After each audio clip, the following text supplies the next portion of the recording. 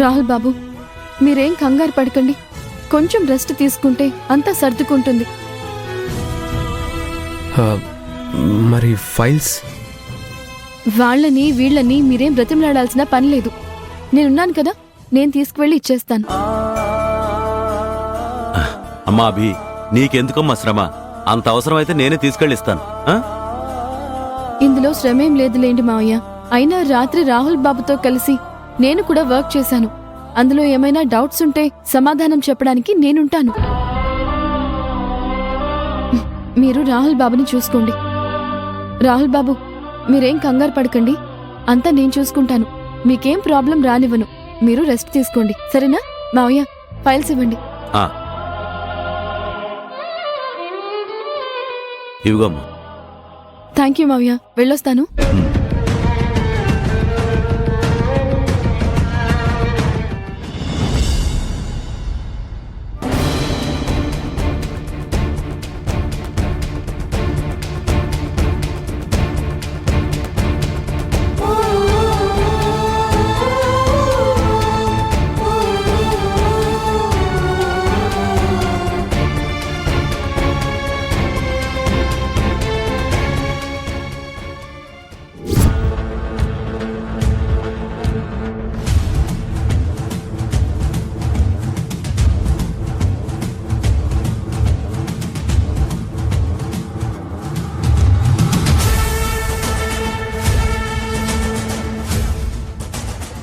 నువ్వేంటిక్కడ?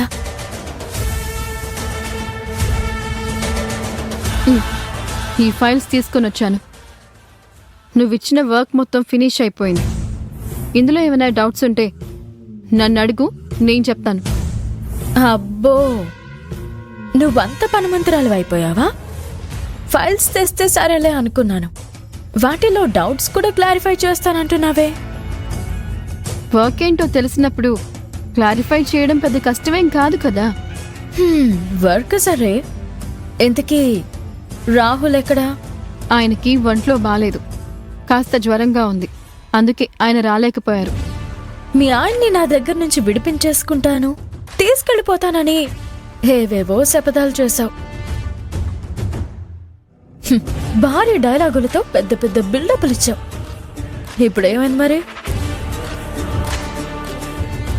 నువ్వే ఫైల్స్ మోసుకుంటూ వచ్చావు. నేను చెప్పిన పని నువ్వే చేసుకొచ్చావు. ఈ కనిష్కతో పెట్టుకుని గెలవడం అంత సులభం కాదు అభి. అది నువ్వు బాగా గుర్తుపెట్టుకో. మాటలు చెప్పినంత తేలిక కాదు ఈ కనిష్కని తట్టుకోవడం. కనిష్క అంటే అగ్నిగోళం లాంటిది. పెట్టుకుంటే మాడి మసైపోతారు.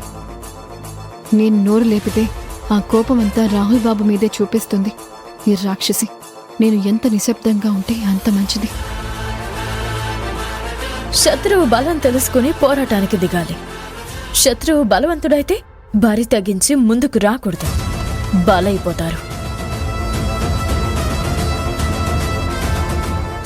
అందుకే బలహీనులమని ఒప్పుకొని తోక ముడుచుకుని పక్కన కూర్చోవాలి. అండర్స్టాండ్? అయినా నీ మొగుడెక్కడ? నిన్న పెద్ద పెద్ద ప్రగల్భాలు పలికాడు, వీరు లెవెల్లో ఫోజులు కొట్టాడు. ఇప్పుడు జ్వరం పేరుతో ఆఫీస్కి రాకుండా తప్పించుకున్నాడా? మొహం చూపించలేక ఇంట్లో దాక్కున్నాడా? చిన్న చిన్న పనులు కూడా సరిగ్గా చేయడం చేత కాని నీ మొగుడు నా మీదే విరుచుకుపడ్డాడు. ఇచ్చిన పని సరిగ్గా చేయలేడు కాని నా మీదే నోరేసుకుని పడిపోయాడు. చేతకాని మొగుడిని ఇంట్లో పెట్టి చెంగు చెంగున గెంతుకుంటూ నువ్వొచ్చావా?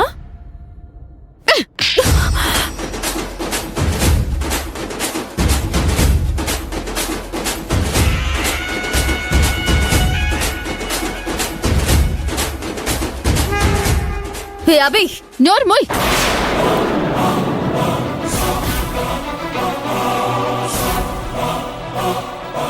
ఇంకొక్క మాట నా భర్త గురించి నోరు జారావో నీకిక్కడే సమాధి కట్టేస్తాను. నా భర్త గురించి మాట్లాడే అర్హత కాని హక్కు గాని నీకు లేదు.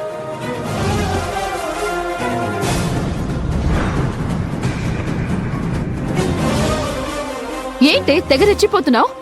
నా భర్త శాంతిమూర్తి కాబట్టే నీ ఆగడాలు సాగుతున్నాయి. నా భర్త మంచి మనసున్న వ్యక్తి కాబట్టే నువ్వింకా నీ ఆటలు కొనసాగిస్తున్నావు. శూర్పణఖ లాంటి నిన్ను ఇంకా దయతో వదిలేస్తున్నందుకు సంతోషించు. అంతేకాని నోటికొచ్చినట్టు పేలితే నేను నా భర్తంత మంచిదాన్ని మాత్రం కాదు.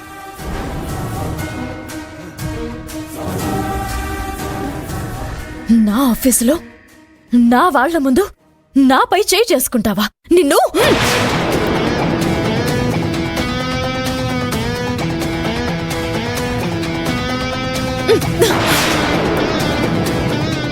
ఇన్నాళ్ళు నువ్వెన్ని కుట్రలు చేసినా భరించాము.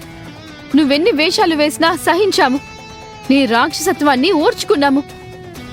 సహనానికి కూడా హద్దుంటుందని మర్చిపోతున్నట్టున్నావు. మంచితనానికి ఓర్పు నశిస్తే నువ్వే నాశనం అయిపోతావని గుర్తుపెట్టుకో. నన్ను ఏమన్నా నేను భరిస్తాను కాని నా భర్తని అంటే మాత్రం ఈడ్చి కొడతా. తోలు వలిచి తాట తీస్తా. అది గుర్తుంచుకొని ప్రవర్తించు.